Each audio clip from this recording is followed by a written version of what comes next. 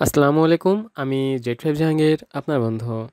আজকে আমরা কথা বলবো ভ্যালিডেশন এরর।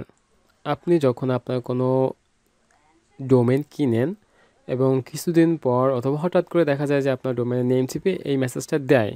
আমরা আজকে কথা বলবো এই ভ্যালিডেশন এরর কেন দেয় এবং কীভাবে এখান থেকে আপনি আপনার অ্যাকাউন্টটা রিকভারি করবেন। কারণ এখানে আপনার সঠিক পাসওয়ার্ড দেওয়ার সত্ত্বেও আপনাকে লগ ইন করতে দিচ্ছে না। তাহলে লগ ইন যখন করতে দিচ্ছে না, তখন আপনি বারবার পাসওয়ার্ড চেঞ্জ করার পরেও আপনি এর প্রতিকারটা পাচ্ছেন না। তো আমরা নেম চিপের সরাসরি যাব হচ্ছে এখানে আপনার লাইভ চ্যাটে।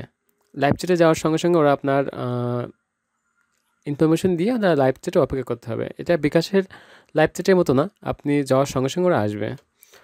তো দেখা যাবে যে আপনি যখনই যাবেন তখন ওরা আপনার লাইভে আসবে, এসে এবং আপনার কিছু জিজ্ঞেস করবে, যে বলবে প্রথমে ধৈর্য ধরার জন্য আপনাকে ধন্যবাদ। আম, তারপর দিবে হচ্ছে যে আপনার যে অ্যাকাউন্ট করা আছে সে অ্যাকাউন্টের নামটা কি।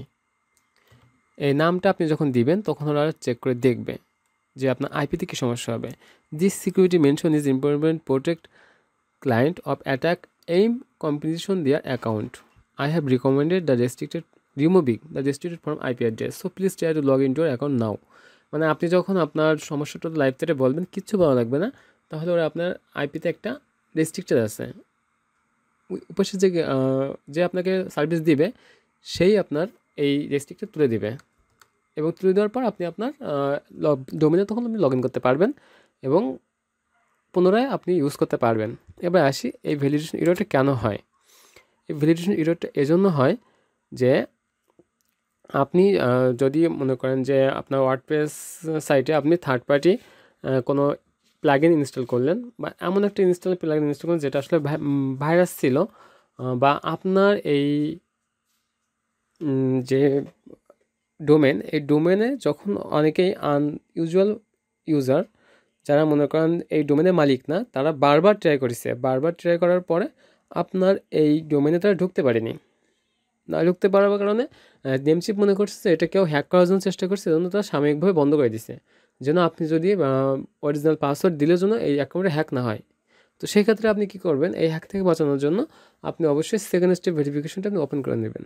এই সেকেন্ড স্টেপ ভেরিফিকেশনটা কীভাবে ওপেন করতে হয়, আপনি প্রথমে যাবেন হচ্ছে আপনার নেমচিপের সার্ভারে, তারপর আপনার প্রোফাইল থেকে সিকিউরিটি গিয়ে আপনার টেক্সট মেসেজ অথেন্টিকেশন এখানে ক্লিক করবেন। এটা এনেবল করে নেবেন। এটা এনেবল করে নেওয়ার পর আপনার ওখানে ক্লিক করলে আপনার যে নাম্বার দিয়ে ওরা আপনার নেমচিপের অ্যাকাউন্টটা খোলা আছে ওই নাম্বারে ওরা মেসেজ পাঠাবে, ওটিপি, যেটা বলি আমি বিকাশ অ্যাকাউন্টের মতোই। জাস্ট ওখানে আপনি নাম্বারটা দিবেন, একটা ওটিপি পাবেন, সেটা দিয়ে আপনি ভেরিফিকেশন করতে পারেন প্রত্যেক বারবার। বর্তমানে এখন নাম্বারটা দিবেন, পাসওয়ার্ডটা দিবেন, দিলে আপনার এই নাম্বারটা ওখানে অ্যাড হয়ে যাবে। পাসওয়ার্ডটা দেওয়ার পর আপনার মোবাইলে একটা কোড আসবে, সেই কোডটা আপনি এখানে দিলে এই নাম্বারটা অ্যাড হয়ে যাবে। এরপর থেকে আপনিও যদি লগ ইন করতে চান তাহলে এই ফোনে একটা মেসেজ আসবে এবং সেই কোডটা না বসানো পর্যন্ত আপনি আপনার ডোমেনে রেজিস্টার করতে পারবেন না।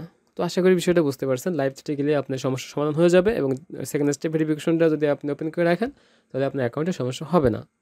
এই ছিল আজকের সমাধান। ভালো থাকুন, ভালো রাখবেন। আশা করি আর কোনো সমস্যা পড়লে অবশ্যই মেসেজ করবেন, আমি আনসার দিব। ধন্যবাদ।